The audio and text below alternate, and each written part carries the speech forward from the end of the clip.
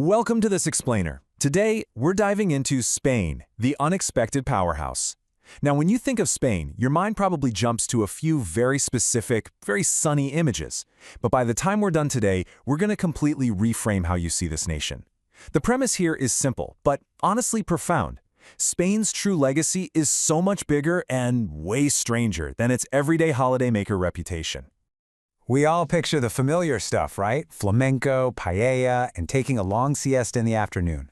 That's the Spain everyone imagines when they're booking a beach holiday. But here is the wild reality. This country quietly shaped half the modern world. We usually just accept the tourist brochure version, but hiding right in plain sight is an incredibly inventive, influential powerhouse.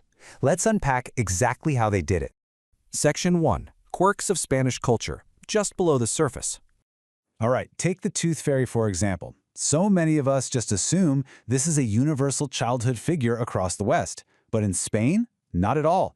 Spanish kids leave their lost teeth for Ratoncito Pérez, yep, a little mouse. And he doesn't just randomly take teeth, he collects them and leaves coins. He has a fully fleshed out backstory, his own classic book, and get this, he literally has his own dedicated street right in the heart of Madrid. How great is that? Tinging right off that cultural quirk, I want you to picture 150,000 tomatoes. Every single August, the town of Buñol hosts La Tomatina, which is the world's biggest food fight. Over 20,000 people gather to just absolutely pelt each other with 150,000 tomatoes for exactly 1 hour. Tickets sell out months in advance, and the locals actually have to cover their windows with massive plastic sheets to protect their homes. It is just a wildly chaotic, joyful tradition. Speaking of unique traditions, let's talk about Spain's national anthem, La Marcha Real, written way back in 1761. The strange fact here, it has absolutely zero official lyrics. It's actually one of the oldest anthems in the entire world, but if you watch the Olympics or the World Cup, you're going to see Spanish athletes just standing in total silence, or maybe kind of humming along. Why? Because multiple attempts to add words over the centuries have completely failed due to deep political disagreements. So, silence, or humming, is the official compromise. Moving on to Section 2. Surprising geography and food. Digging deeper. Okay, flashback to the year 1725. This is when Sobrino de Botín opened its doors in Madrid.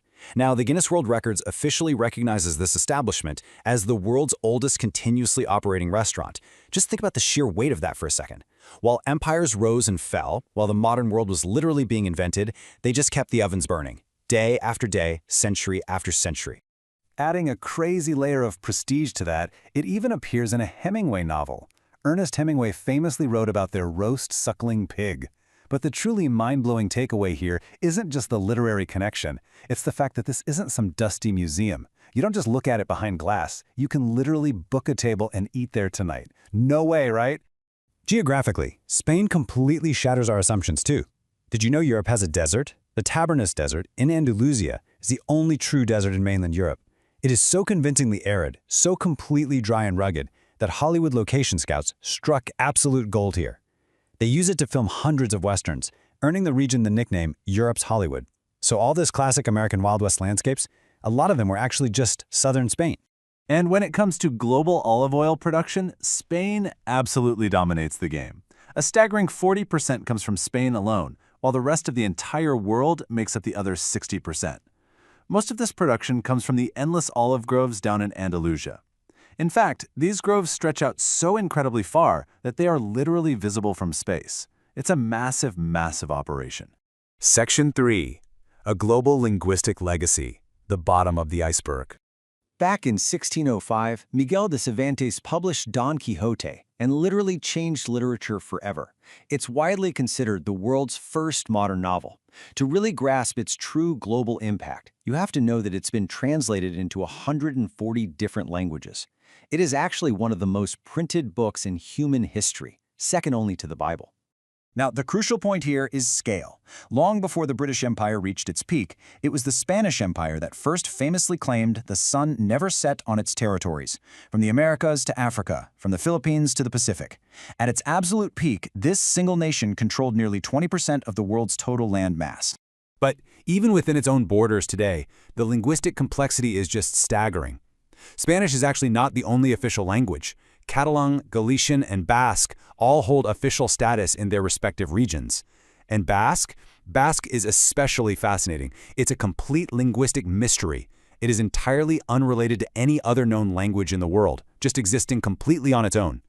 500 million. Over 500 million people speak Spanish as their first language today, yet only a really small fraction of those people actually live in Spain itself. This language is the living, breathing legacy of an empire that spread it across entire continents, and today it holds the title of the fastest-growing major language on Earth. Finally, Section 4. The bigger picture, reframing Spain. It truly is a nation that gave the world the first modern novel, a global empire, and a tooth mouse. I think this perfectly summarizes the wild, amazing duality of Spain. It's a country that conquered the globe, completely reinvented literature, and feeds the world its olive oil, yet somehow still finds the time to cover its windows in plastic for a 1-hour tomato fight every single August. Which brings us to a really provocative question. Is Spain the world's most quietly influential, yet misunderstood country? When you look at the sheer weight of these facts, it totally shatters that simple beach holiday assumption. Spain isn't just a place to relax in the sun, it is a profound, inventive foundation of the modern world. Thank you so much for joining me for this explainer. Keep questioning what you think you know, and I'll catch you in the next one.